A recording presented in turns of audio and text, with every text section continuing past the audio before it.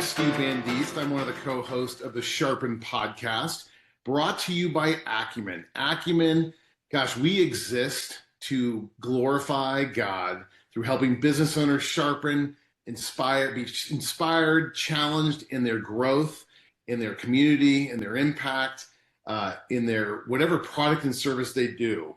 And so today I'm excited to interview a good friend of mine who's going to talk to us about some of the struggles that small and medium-sized business owners face and some of the solutions that exist out there, but also the journey of how he got to this point. I think every small business owner can feel the weight of transition, family, balance, growth. And so I'm excited to welcome you, Dan. Tell us a little bit about yourself. What do you do? And what got you to this point? Yeah, well, first and foremost, Steve, thanks for having me on, man. I really appreciate it, and appreciate this opportunity to dive in a bit deeper with you. And it's been a fun journey getting to know you and building the relationship with you as well. So thanks for this opportunity to jump on with you today. Mm-hmm. So real quick, I lead business development for Bennett Thrasher. If you haven't heard of us, we're a full service CPA advisory firm. We're working with growth-minded individuals, companies in the middle market. And a lot of folks will ask, well, what does middle market mean to Bennett Thrasher? For us in the Mountain West, we're working with companies 10 million to 500 million in revenue. And I will say, listen, CPAs feel like a commodity, right? And there are a number of CPA firms that I'd say are equally full service. So let me translate what that means in our world, because there is a difference, right? And I think sometimes understanding that difference can go far in the relationship building opportunities. So we'll manage the compliance and transactional work, the tax, audit, financial reporting things. But we also get into deals, valuation, state and local tax headaches. A lot of on the outside, outsourced accounting, not outside, but outsourced accounting, and even some IT advisory work as well. We've intentionally built our firm as a one-stop shop for our clients. So when other matters pop up, we can maintain the continuity of the relationship and the context. Where we try to be different is in how we show up. One of our core values, guiding principles of our firm, is maintaining a collaborative, strategic relationship with our clients. We don't want to be the firm you remember every April or March to prepare for April, or September to prepare for October. We want to be in the room before the big decision happens. When you're thinking about, do I buy a company? I want to sell my company. I'm thinking about expanding into new states. What does that mean to me? We're trying to turn that gut feel you may have into a real plan, but also provide the necessary strategic guidance. And if you're going to exit, how do you protect your investment and ensure you're coming out with the most money possible out of that exit? So in short, middle market, CPA firm, full service, relationship driven firm, partnership model, which is rare in the CPA world nowadays. PE's really getting into the CPA world.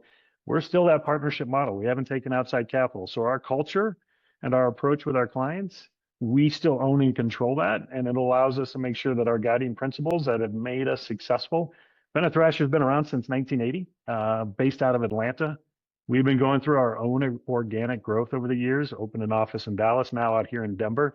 And our Denver office is going to be our Mountain West office. Right. So we're excited about it. Yeah, because we met a while back, and how you showed up, because I know when you were a kid, you didn't dream of going, gosh, I really hope I get to work for a tax agency. That sounds fascinating. I make fun of that. I have a son that's a CPA, and I love my son, and he's very personable, and he's more than tax. You actually don't have a nerd degree in tax. You have I love the word you say, how we show up. It's how you show up is why I said, I want to partner with Dan. Bennett Thrasher here on the Front Range is one of our Acumen Impact partners. You serve our business community. And so I love your perspective. You're not coming in at this from, I'm going to ask you really hard tax strategy questions in this podcast, and we're going to nerd out because everybody wants to know how to save an extra $4 on their taxes. But really what makes you special is you and how you relate to people. And I like our friendship, and you're warming my heart. You're a Buff fan. So go Buffs. I wore this specifically for you today, bud. We need some help.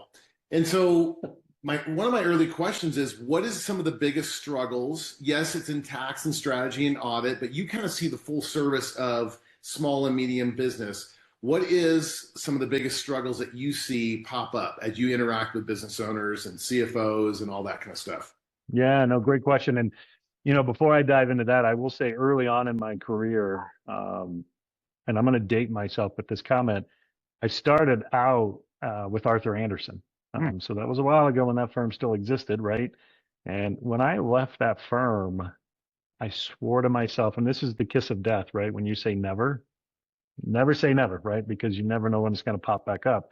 I left Arthur Andersen saying I would never work for another CPA firm. Not because of the people there, because the people are phenomenal. It just didn't feel like it was a fit for me early on in my career. But as I got to know Bennett Thrasher through other channels, this firm's an incredible firm. And I'm a business development guy, and I know every business development person is going to say that about their firm. I get it. But our partners really dive into the business side and really get into it because they want to be a catalyst to the growth of the company. And that to me is a massive desire of mine, is to help companies grow. So to your question, what are some areas middle market companies struggle, or the headaches they have? I'll hit the first one: state and local taxes, right? If you're selling in multiple states, you have to pay attention to the nexus, the economic threshold. When do I start paying state tax on goods that I'm selling or servicing? What are those? Because states nowadays are becoming very, very in tune with, they've been missing out on revenue, but not monitoring this heavily. And so that can become a headache. I mean, we had a client of ours, oh, geez, I think they opened their firm up in 1977. And they work in 32 different states. And they never ran and they didn't know they needed to, but they never ran an analysis to go, are we at a point where we have to start collecting sales tax or state tax or what have you? And some of those fees and penalties can be pretty hefty if you let year after year after year after year go by, right? So I mean, ultimately, that in its simplest form is probably one of the biggest headaches, especially if you are a enterprise SaaS company, right? Because you're selling across all 50 states. Yeah, Those are things. Yeah, go ahead. I had an ecom business, and the growth into other states was painful. And for a small business, I was like, "Oh, this is a headache." And then oftentimes it's business owners at church or having a cup of coffee, or they're sitting in a lounge having a cigar or a bourbon, and they're going, "Hey, what are you doing?" And that's our tax strategy, is our fellow buddy that has a business that's completely different. And I sit in acumen councils all the time, and I'm surrounded by scores of business owners, and I hear them talking. And oftentimes it's like, if we just had someone to call. But a lot of the mid-market can't go to the big four, big five, big six. They can't afford them. And so it turns into their buddies just telling each other, "Hey, this is what I do. Why don't you try it?" Right. I think just having a friend in their corner. In business development, because there's a lot of business owners that are in business development, or they have their staff. You've been in business development most of your career. What is non-tax, non-CPA, non-Bennett Thrasher? What are some of the biggest challenges that business have to overcome when it comes to business development, from your experience? Well, that could take on a number of different directions, right? So here's one I would say: when you're a founder of a company, you've built it, you've established it, you're growing it, and now you need to hire a sales team or an individual to come in and take the lead on the sales side. And now it's time to get out of the way. Founder-led sales transitioning to, whether it's marketing-led or a sales-led team, that's a huge transition. And it's one you have to prepare yourself for, right? And when you think about your business, whether you're a VC-backed startup or you're a bootstrapped individual and you've grown your business to 10, 15, 20, $30 million, and you start to think about, what's my exit strategy? What's my plan beyond here? What if my kids don't want my business? One of the biggest impacts to your valuation is how much of your business is reliant upon you, right? So establishing the sales component to where you're not the key salesperson is going to be incredibly beneficial to the valuation of your business. But most importantly, it's going to give you the capacity to continue to grow your business. And I think at times what you find, and what have I found, right? I've spent time in the startup world, tech SaaS, tech world, SaaS world, health tech type companies, early stages. You find as an owner or a founder, you want to control everything. There's a point where you have to step back and recognize I can't control everything. One, and two is what's the opportunity cost if I am controlling everything? When you're a CEO and you're spending time as the CFO, is that really where you want to spend your time? And is that the most important aspect of your business? Or should you be out there either improving your product, improving your platform, whatever it may be? Do I want to spend 10 hours a month filling out a spreadsheet or working through financials, or do I want to have an expert who can come in and provide me that guidance? Because here's the other thing. There's a bias in the numbers. If I'm a founder of a company, I'm looking at those numbers as my performance result. You need that unbiased perspective to come in and help provide that additional strategic guidance that you're probably not thinking through, because you may be really happy with those numbers or really upset with those numbers, but at the end of the day, your biasness is influencing your decision making, where you need an outside perspective, a person who's not overly concerned about the biasness or more concerned about what's the story in the numbers and how do we either continue this, what's the repeatable performance opportunity versus where do we need to do some course corrections to make sure that we can continue our growth and not stagnate out. I love that on the technical business side and the growth side.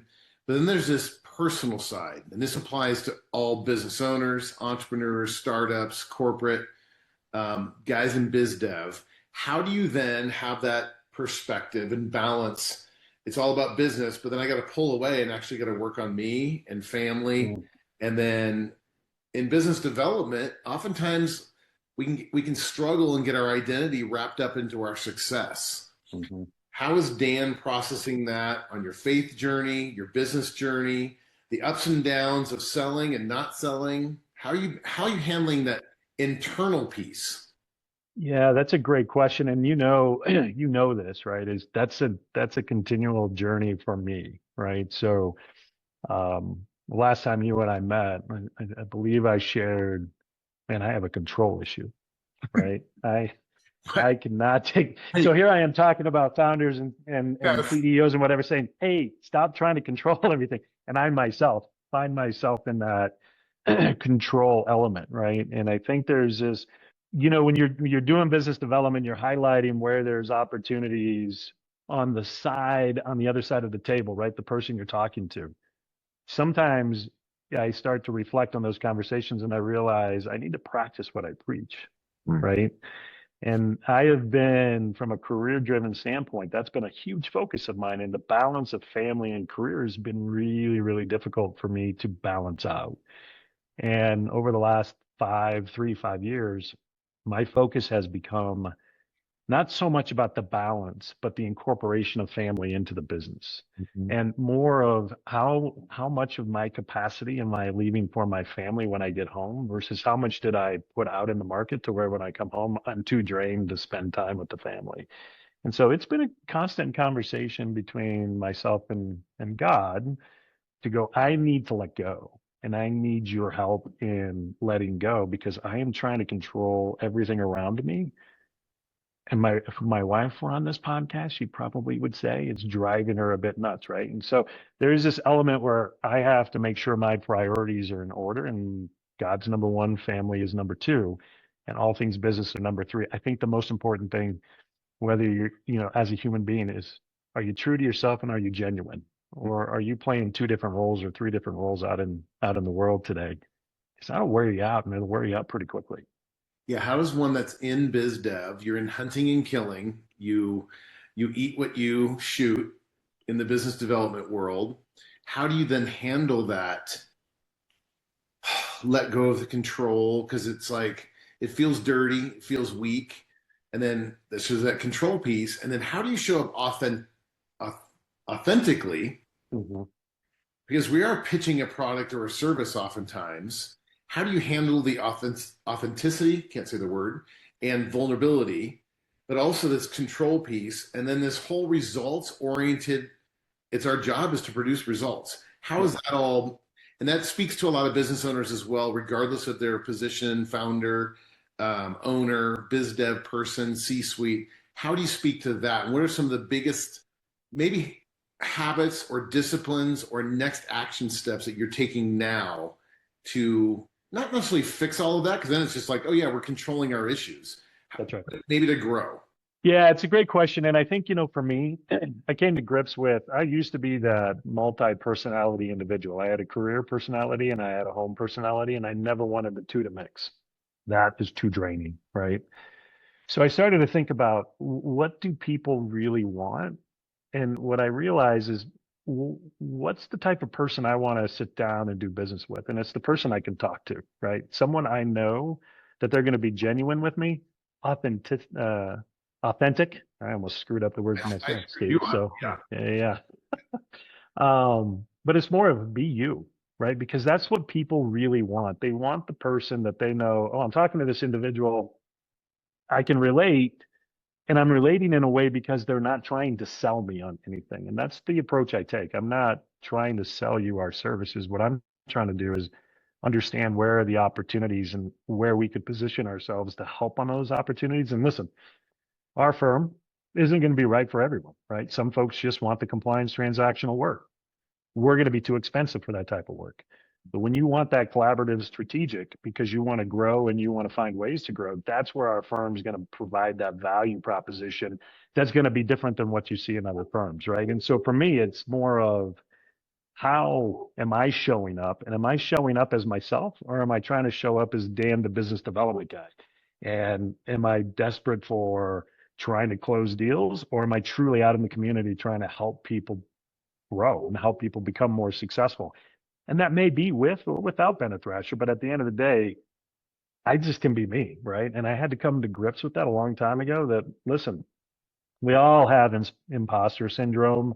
And when that kicks in, we start to try to find ways to overcome the imposter syndrome. And that means at times playing somebody we're not, right? For me, it's like, I have to be good enough as me, or, I'm not in the right role, right? So for me, it's more of, if I'm showing up, being genuine and being someone they can talk to and someone they want to do business with, then we've got a good relationship building opportunity to bring them into Bennett Thrasher, and I can get them introduced to some very amazing partners and staff that just know this stuff inside and out, more so than I'll ever know, right? And so my role is to find, are we the right fit, and can we be an added advantage to that individual? And if the answer is yes, hey, things are great. If the answer is no, then I'll go help them find other avenues to make sure that they have the care and the support that they need. You know what? I wish my younger self could hear us talking as our older selves. I wish a lot of the young business owners, guys that are in business development, going up maybe the corporate small business ladder, startup ladder, could hear this. This imposter syndrome, it's real. But the older I get, and I'm around people that are authentic. Authentic, yeah. I'm going to go to word school this week. And that are vulnerable, that are real, that are confident, almost like give up control. And it's that thing that you said early on, how we show up. If I could help young people just learn how to show up properly, because it leaks into marriage, it leaks into parenting, it leaks into finances, it leaks into everything we do. So there's a lot of good wisdom. So I appreciate you being real about the journey, because we are older. We've gone through mess ups, we've gone through successes and failures, and I want to help the next generation do that. How can we find you and more information about Bennett Thrasher? Where do you hang out? Where's Dan?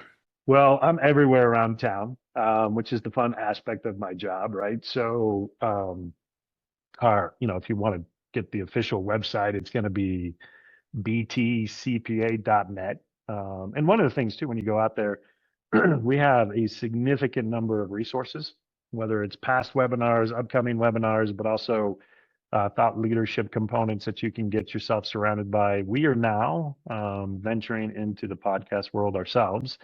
And so we are starting to pull together podcasts so we can start to disseminate more of that wisdom in a broader outreach approach to help folks understand there's some simple decisions to make. And then there's some more complicated decisions that you have to make. And so ultimately, you can find us there. Our office, we opened up 2.5 years ago here in Denver, and we're smack downtown. Ultimately, at the end of the day, next year, we are going to be doing a ton of events around town, ton of co-sponsoring events with other firms as well. And we'll be publicizing those and getting those out there equally. So, if you haven't heard about us, you're going to hear a lot more about us. And I think from a brand building perspective, we found some great momentum in this market, and we feel very bullish with our opportunities here in Denver, and then future wise out in the West. Awesome. Yeah, I see you often. We're in a kind of a referral group together. I see you often at the Acumen Good People Happy Hour. You guys have been co-hosts for us. Your space is phenomenal on 17th and 17th and Market. Yep. So thank you for your time. Thank you for your wisdom. Thanks for who you are and how you show up and how a great friend you are. The rest of you, you're like, who is this? What is this Sharpen? What is this Acumen? Bennett Thrasher's website, it was www.btcpa.net. Is that correct? That is correct. Yes, sir. And you can find Acumen at acumenimpact.com. You can see our events on there. We are currently serving in markets in Phoenix, St. Louis just started, Kansas City, and here in Colorado on the Front Range. You can find different events.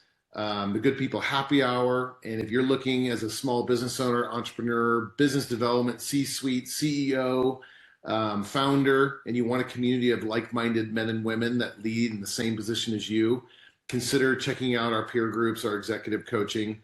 Dan, thanks again.